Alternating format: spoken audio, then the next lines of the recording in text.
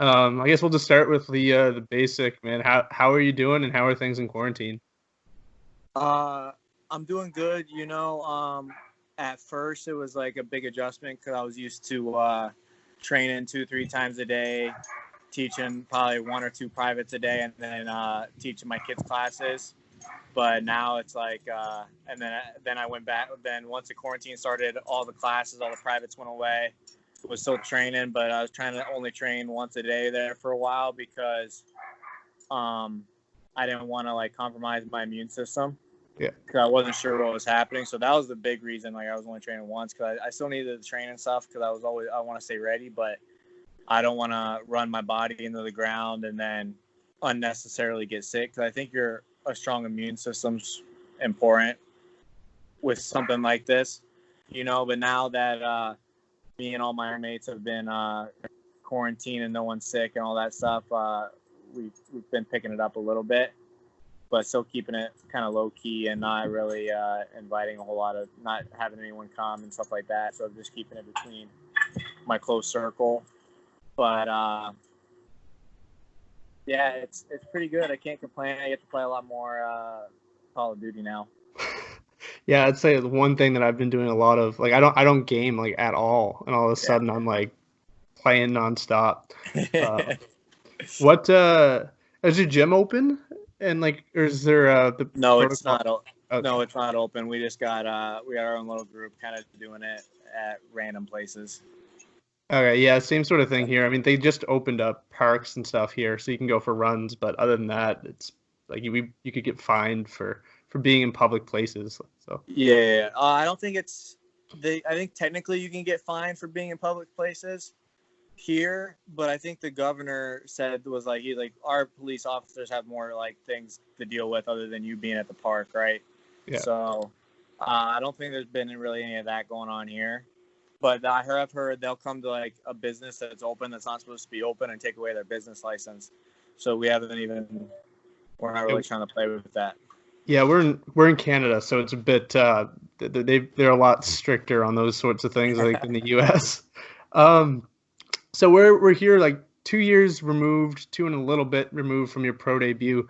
What how do you assess your performances? When I first started fighting, when I first started training to fight when I was 18 in college, I was like, as soon as I get out of college, I'm gonna turn pro. I'm gonna have a bunch of fights, and it's gonna be all this stuff. And then as soon as I like get out of college and I start fighting, finding fights has been a lot harder than I thought it was gonna be. I never would have thought that 2 years pro I've only had 5 fights, and then I've been training strictly MMA for 4 years now, and I've only had 5 fights, so that's kind of discouraging, right? But with my performances so far, I'm super happy. I've really only been in 5 fights. I've been hit with 1 clean shot, I think, and so that's not my head movement. My defense is good.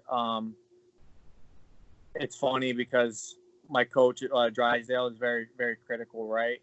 And he's always like, it's kind of annoying in sparring because I'm being more aggressive and I'm making a lot more mistakes, and then he's on me about not doing this or not doing that. But then when I go out and I fight, I go in there, I hit, I don't get hit, I'm controlling the range, and then I grab a hold of them and I sub them, put them out, do whatever I got to do, and it's quick, and I don't really make a whole lot of mistakes, and he's super happy about it. But I see some mistakes. I like even in my last fight, I was trying to implement some more like side kicks to the knees, right? But I was using it as like an offensive weapon. So I threw the side kick, but I lunged forward, and then he was able to counter. Luckily, he hit my chest. I leaned back and he hit my chest and my shoulder. But like against a guy that maybe a little bit better, probably would have caught me there. So that's like there's little things just like that I've been able to take away from my fights and able to learn from. And then it's funny because like I spend the vast majority of my time still grappling and wrestling and jiu-jitsu. And like before my fights, I'm like, oh, what if this guy's like gonna out grapple me? What if this guy's gonna out grapple me? And then I grab a hold of them and they feel like kids. I'm like, oh God. Like I grab them, I'm like, oh thank God. Like it's just kind of funny. I think everyone has their own little thing of how they get in their own head before their fights, and that's kind of mine. I'm just like, I kind of talk myself into thinking they're better than what they are, and I think that's a good thing. It makes me sharp. Yeah, it keeps you on your toes and prepared. What's it like working with Drysdale? Obviously, well-known coach in the MMA scene. What's that relationship been like? So I first was I don't know. Do you know Joey Varner by any chance? No. I So, know so he Jamie was, Jamie Varner or Joey Varner. no, it's Joey. It's Joey. So Joey Varner. When I first moved here from Vegas, he was friends with Sean Spangler, who's a black belt under Rob. He was my jiu-jitsu coach in North Carolina. He kind of connected me with Joey, and Joey was the producer for The Ultimate Fighter. He was a fighter at one point. He's a really, really good striking coach, and so I started working striking with him while I was training at Extreme. And then it got to the point where all the other jiu-jitsu places I was going at Extreme, I just wasn't getting quite the grappling that I felt like I needed. Yeah. And Joey kind of introduced me to Robert, and then took me there. I trained one day, and I was like, yeah, this is where I got to be, because I was getting pushed. And then the relationship just kind of started. I was just showing up to classes.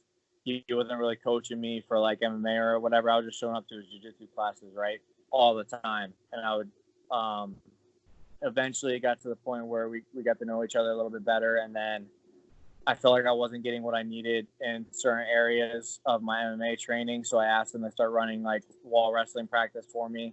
So I rounded up some guys, and he started running practice for me. And then eventually I actually stay in his casita in his backyard now. So I live with him now. And takes a lot of stress and financial strain off of me. And then so he's kind of like, that's kind of funny. He's kind of like my dad. He's one of those dudes that if he does it, if he tells me to do it, I'm gonna do it. I'll do anything for him. And it's a good relationship. And then eventually after my first fight, we started talking about starting our own team and building guys up. And so now we've already done that. So we have the Zenith MMA team out of Drysdale Jiu-Jitsu, and we're working on another location for just the MMA team. And we got some really good guys, good up-and-comer guys that and a couple of guys who are already established. But we got a good, solid team of guys here that work well together. But the relationship with me and Rob is really good. He's he's probably the best coach I've ever had up until this point. Him and Sean both. Sean was a black belt under him. They I think in college they kind of tried to force me to do stuff I didn't want to do, and just said do this, and don't give me a reason why. And then if I have to understand what's happening so I can learn too, right? Yeah. If you just blindly tell me to do something, I'm not gonna get it. And I'm stubborn, so it's hard. But he's very intellectual and understands how to talk to me to get the best out of me, and I like that. How natural was the transition to MMA? Because you obviously had a jiu-jitsu and wrestling, very strong wrestling background. How natural was it to pick up the stand-up game and stuff like that? I was on and off boxing since I was 18. So then once I started training full time, I had a basic understanding of it, and I had a really good boxing coach from the time I was 18 until I got out here. But not a whole lot of sparring, just a lot of technique, bag work, a little bit of sparring here and there. But then it was hard at first because I went straight to Extreme Couture. I didn't really have any sparring before that. And then, there's guys coming in and out of there, really good high-level guys there. And then I'm the jiu-jitsu wrestler, and guys just want to try to beat my ass on my feet. And then it's so kind of got thrown into the fire, but I like that because I'm a competitor. And so I had to pick up a style that was kind of more defense first there for a while, making sure I wasn't taking damage, because I don't got to prove to no one I'm tough. I already know that.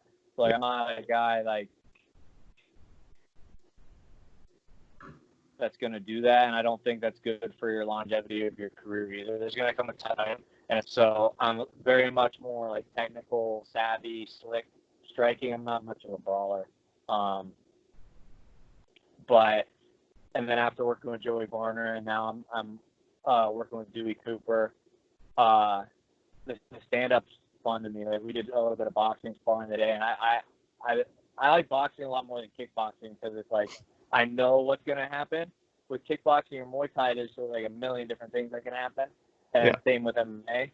Boxing's kind of fun, and I've had the pleasure and very honored to have trained with some really, really high-level boxers and learn a lot from them. And it's coming along. It's not. I will say my strength is my defense. I don't get hit, and my movement's good. My head movement's good, but I could probably be a little bit more offensive. But I'm still young in it, and I'm working on it. But the number one thing is to be able to not get hit and put someone on their ass.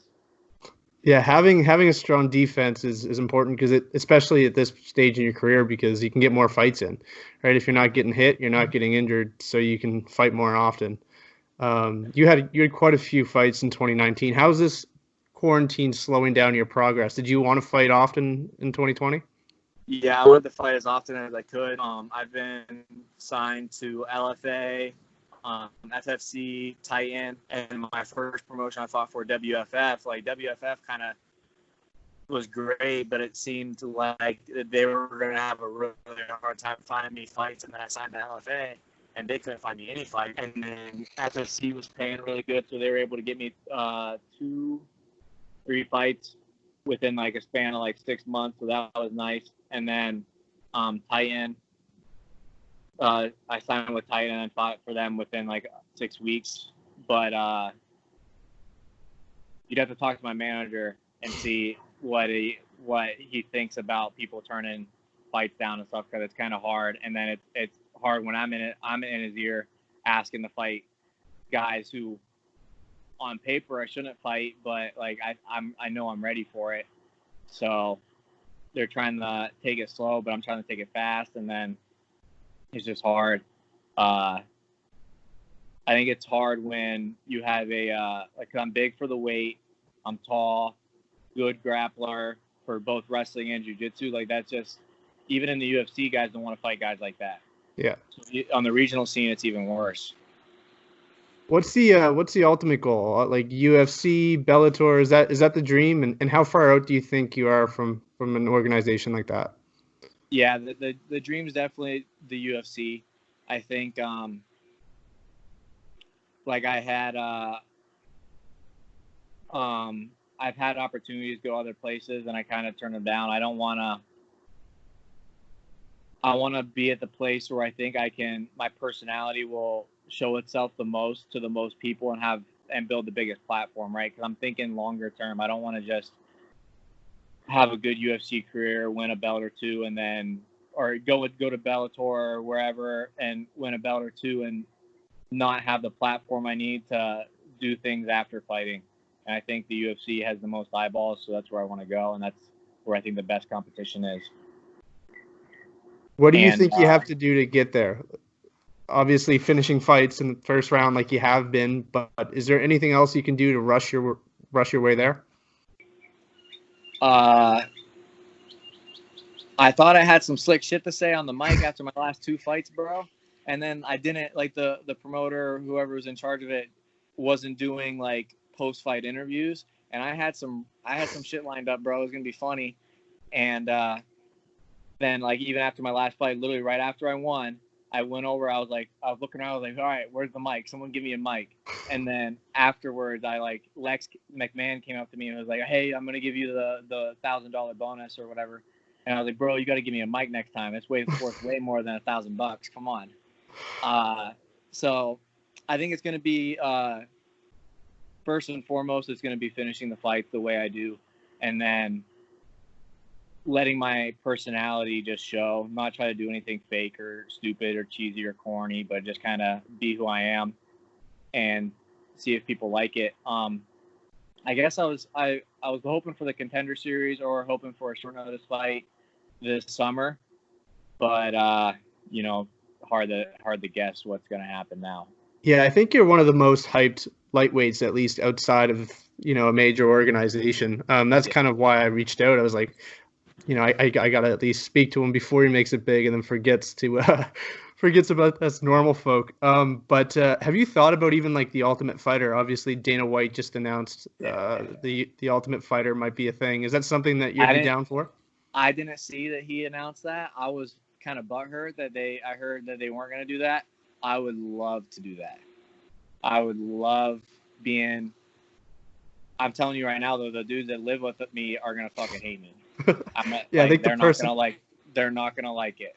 Yeah, I think the personality is gonna. It's suited for you. It's down your alley.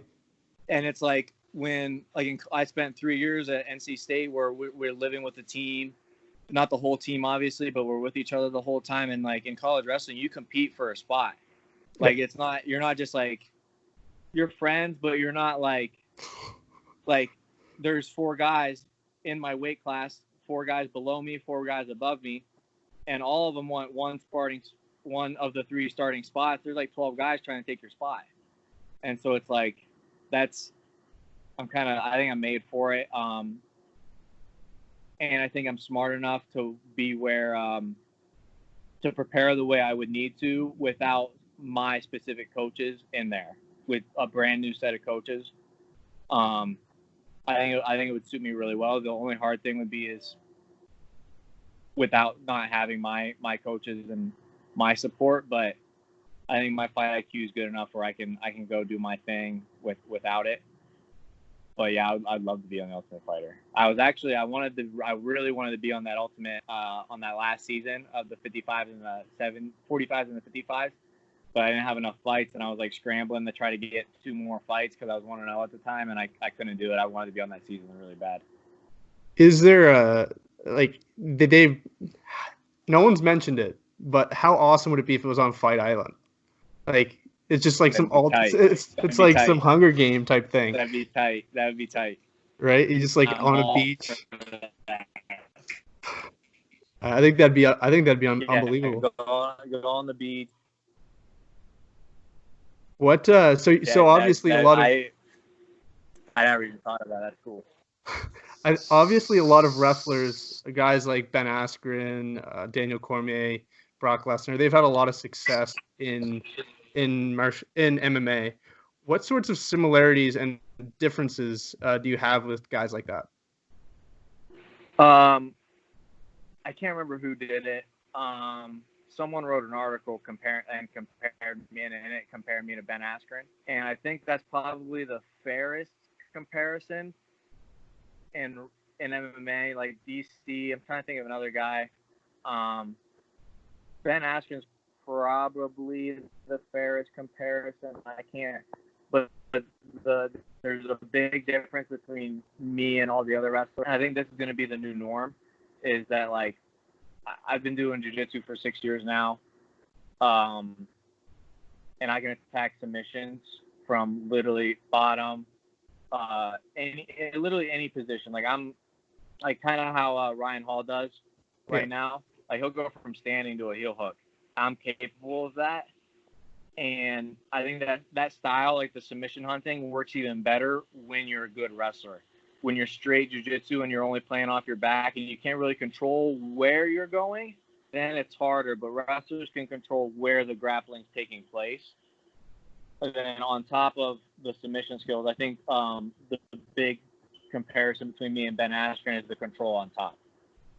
That was kind of my style in wrestling. I don't know how much you know about wrestling, but I was the guy always choosing top in wrestling, and like I couldn't take anyone down to save my life in wrestling, and was always choosing top and turning and getting reversals and the scrambly guy, right? So I think Ben's probably the closest comparison, but I don't think he quite has the submission skills that I've been able to develop, and that's just every single day with world-class guys like Drysdale, world champs, competing in jiu-jitsu.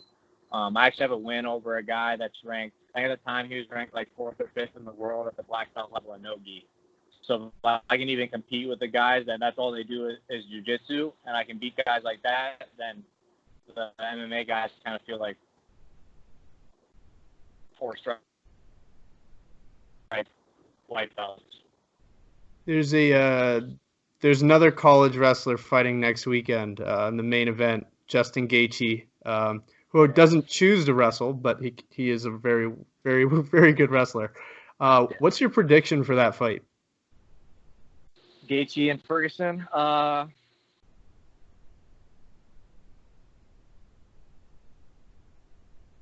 Man, I don't know. It's hard because I trained with Kevin Lee for his fight against Tony, and then so until Kevin got tired, he was kind of ragdolling him a little bit. Yeah. But I do think Kevin's a different type of athlete than Gaethje, and I also don't think like Kevin's uses wrestling in his fights. I think like these wrestlers that don't use their wrestling in their fights, I think there's a reason for it. A lot of them are good at getting takedowns. A lot of them know, though, when they do get a takedown, they don't know what they're doing when they're on the ground. And so it's kind of a waste of time to go get a takedown or a waste of energy. So I'm not saying that's Justin's case, but I think a lot of these guys that wrestle and are good wrestlers and good MMA fighters, they kind of fall back and start trying to get good at striking and better at striking, that be their main focus, because when they hit the ground, they don't really know what to do, and they're not humble enough to learn jiu-jitsu to get better at it, or they were just a takedown guy and they weren't good on top or anything like that. So I think Tony's definitely going to have an edge on the grappling, but you know, you've seen Gaethje land a bunch of punches and the dudes don't go out, and then you've also seen him with that one knockout power. So it's kind of hard to tell, like, because sometimes, like, how do you knock a dude out with one punch, and then a lot of your other fights you hit the dude with 300 and they really don't even flinch, they just get tired. Like, Justin's kind of a wild card. Yeah, and it's similar with Tony. If he can withstand the storm early on, it's going to be his fight, I think. So I've been back and forth on both all since it's been announced, and every day I think of a different. I have a different winner. Last question, some non-MMA stuff. What have you been doing in your free time? Obviously, you mentioned Call of Duty. Is there anything on TV you're watching? Yeah, Call of Duty, and then Madden. I play Madden, and then I just started watching that the Michael Jordan documentary. Yeah. I'm only on the second episode, and then last summer it was Game of Thrones. I watched the whole. I went from I knew nothing about Game of Thrones and watched the whole thing in probably like a month. I really like comedies on Netflix. That's what like my only favorite thing to do when I go out here in Vegas is I have some buddies who are comedians, and I've been invited to a few shows, and then I'll go to just random shows now and then. But I love stand-up comedy. Adam Hunter and Butch Bradley are the two guys that I like to go see the most here in Vegas. All right, man. I thank you for taking the time. Hopefully this thing clears up so you can get a fight in soon and start putting together some wins. And hopefully we'll see you on The Ultimate Fighter on an island. Appreciate it, man. Thank you. Hopefully. All right, man. All the best. Peace. Have a good one.